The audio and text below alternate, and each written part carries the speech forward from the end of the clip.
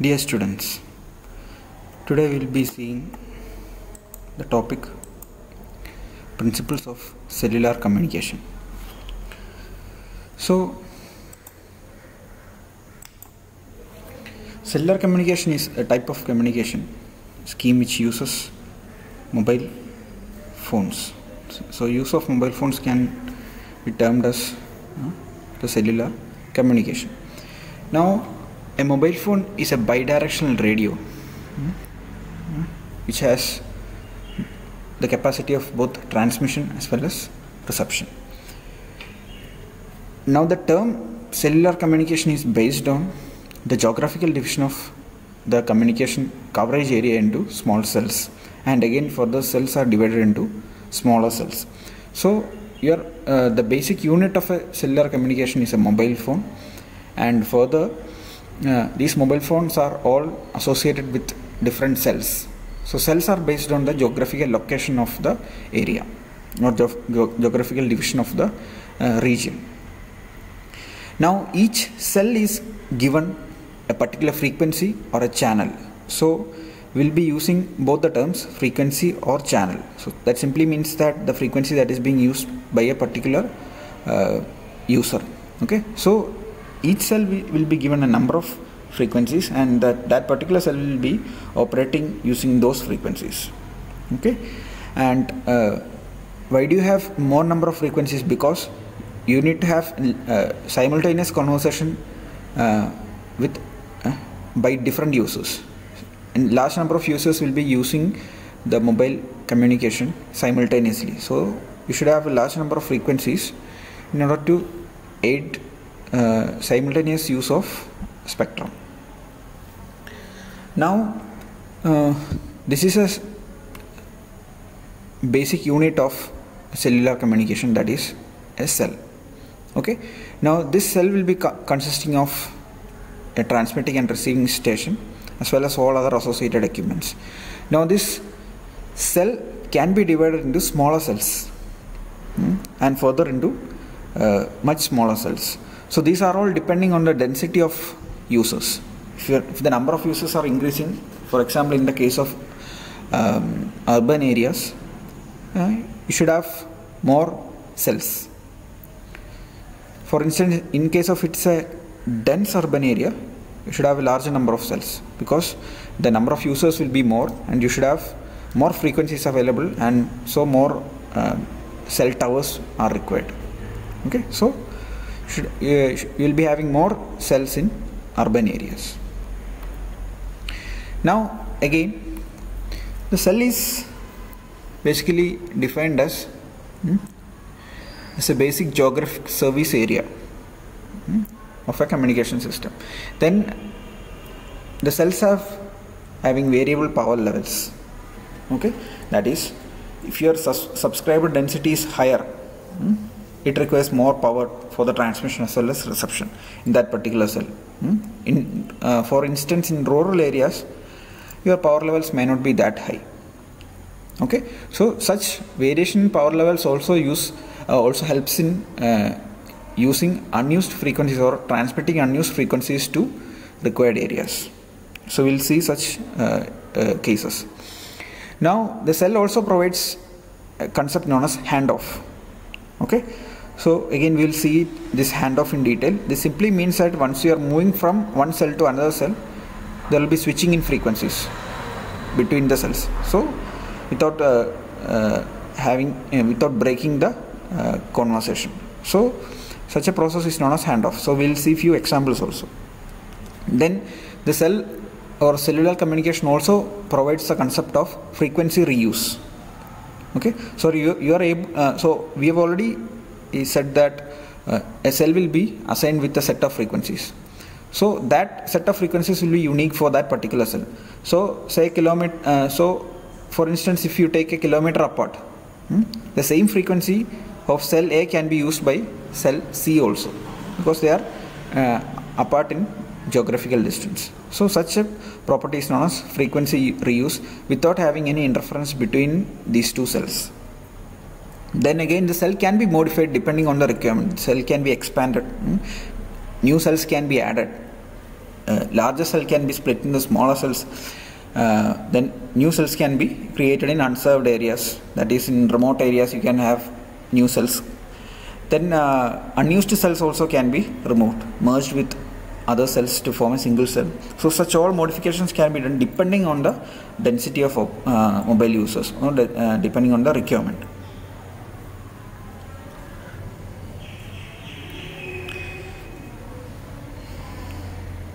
Now the cells are base stations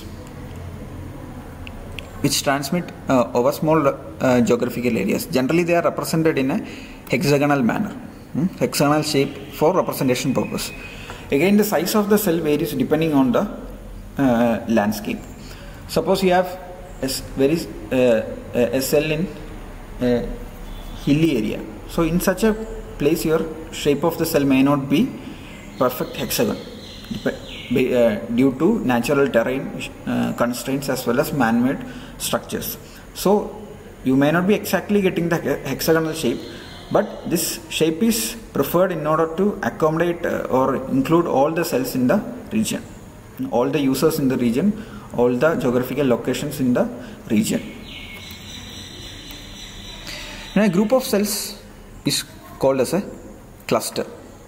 Okay, and there is no frequency reuse within a cluster.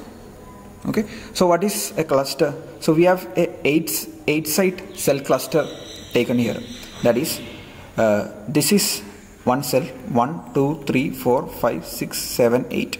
So this forms one cluster. Similarly, you have 1, 2, 3, 4, 5, 6, 7, 8. This is another cluster. This is 1, 2, 3, 4, 5, 6, 7, 8. This forms a new cluster. Okay, and in all these clusters, what happens is that there is no frequency reuse within a cluster. That is, the set of frequencies that is provided for 1 will be entirely different from 2, and again that will be different from 8. Okay, so these all are individual clusters. So within a cluster there is no frequency reuse. That is, frequency allotted for a single cell is not used by any other cells in that particular cluster. Now the concept of frequency reuse. Frequency reuse comes at a point when a group of radio channels associated with a small cell or frequency, group of frequency associated with the small cell can be reused at a different location. Okay, and that different location may be far away from that particular cell. Okay, and the coverage area of a particular cell is known as footprint. Okay, within that cell the coverage area is known as footprint, and the footprint is limited by a boundary. So you have a limitation for the coverage area, and the same channels in a particular cell can be used at a different location. Such a process is known as frequency reuse. Now we will take the same example. Suppose cell number 1 is having some frequency f, some frequency allotted f. So the same frequency can be used at a different cluster, at a different location, which is far away from this first cluster. So the first cluster is 1, 2, 3, 4, 5, 6, 7, 8. Okay, so the same frequencies which are used in cell number 1 can be used at different other locations which are far away and which may not be having issues of interference because they are far away from the first location. Okay, so the same set of frequencies can be reused at different locations. Such a process is known as frequency reuse. Now if a service area becomes dense with users, if the density of the users increases, it can be split into smaller ones. The urban areas can be split into smaller cells, cells can be split into smaller cells, and further into smaller cells depending on the requirement. Okay, now in urban centers, obviously your density of operation will be very high. Traffic will be very high, mobile traffic will be very high. So you need to have more coverage in that area, more power levels have to be required. So you will be providing with more number of cells, or you will be dividing larger cells into smaller cells. And in rural areas, number of users may not be that large, so you can adjust with a single cell for a larger area. Now, handoff is one of the important principles that comes in the operation of cellular system. Okay, handoff occurs when mobile phone users move from one cell to another cell. So we will be traveling and we are using mobile phones. So while doing so, we will be automatically switched from one cell to another cell. So while we are switching from one cell to another cell, the frequency is being switched. So such a process is known as handoff. Now handoff can occur in few cases like this. That is, once the first case is that subscriber moves out of the coverage area of one cell and enters the coverage area of another cell. So automatically the frequency has to be switched. Now in second case is where if the number of users in a particular cell increases, some of those users may be transferred to some other cell or to be used by some other frequency. They will be using some other frequency. This happens automatically.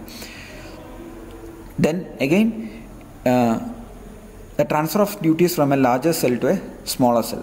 For example, you are traveling and you are currently under the range of one cell. You are using the frequency of a larger cell. Now while you are traveling in car, you have suddenly stopped. Okay, and now you are under the influence of a larger cell as well as you have a smaller cell nearby also. So what happens is that the largest cell can be switched, the frequency of your use can be switched from a larger cell to the smaller cell, so that you can reduce the dependence on the larger cell and the smaller cell may not be that used. Okay, so you can switch from a larger cell to a smaller cell. Again, this also occurs when there is interference of call during same frequency for communication. So when there is an interference of call, one call will be automatically switched to another frequency to remove that interference. That also happens in some cases. In all these cases, you are switching the frequency from one cell to another cell just to maintain your communication good. Okay, so you can see that you are moving from one station to another cell. Okay, so subscriber 1 from cell 2 to another cell. So cell 2 to this is a micro cell, a small cell. So the user can be switched from a larger cell to this smaller cell, from this larger cell to a smaller cell. Similarly, if the user moves from 3 to 4, it can be switched from the frequency of 3 to the frequency of 4. So all these things happen automatically. Then there are two types of handoff. The first one is hard handoff, and the other one is soft handoff. In hard handoff, what happens is that there is a break in connection while switching from one cell to another cell. The radio links of from the mobile station to the existing cell is broken before establishing the link. So you have a connection here, so that is being broken before you are switched to another cell. In soft handoff, what happens is that there is no break in connection. At least one of the link is kept on while you are crossing over to the next frequency. Okay, so this ensures that there is no break in connection while switching occurs. So there are so these are the two types of handoff, that is hard handoff and soft handoff. Now we'll look at some components of cellular communication. So some of these we have already discussed. So we always have a link, two-way link between the communication medium from the base station, from the cell tower to the point at which you are communicating. Okay, then some of the other important parts of cellular communication are PSTN. We'll see what it is. Then you have a mobile communication unit. Then you have switching centers. So few units, few components are there. Now PSTN is one of the important part of this cellular communication. So this is an aggregate of world's circuit switch telephone network. It consists of local networks, exchange area networks, and all the interconnected systems that are associated. Okay, so it is in a worldwide manner, we call it as PSTN.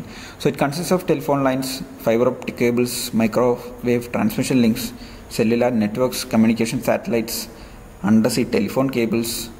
Then you have all these interconnected by switching centers. So the entire infrastructure, including mobile phones, come under this public switch telephone network. You can consider it as a single unit for the whole world.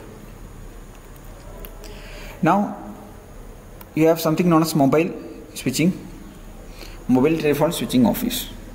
Okay, so it will be having a switching center, and it will be having field monitoring and relay stations. The main purpose is to interconnect calls within the local region as well as long distance calls. So while you are making a call, while you are dialing a number, it has to be connected to the other end. So that interconnection is being done at this switching office. Again, it also compiles the billing information and also provides the resources needed to serve a mobile subscriber, like the process of registration, authentication, location updation, call routing. All these processes are done with the help of mobile telephone switching office. Then you have another component which is known as antenna system, the cell site with the antenna system. So general tower that you see, so that provides the coverage within a cell.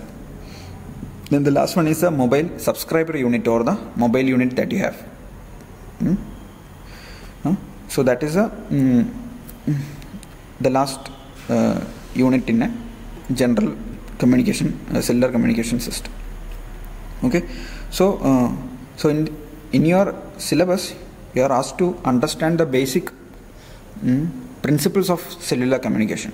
So I have covered only the basic principles. I have not gone into details of or detailed analysis of all this. So this will be enough for you. Okay, so thank you.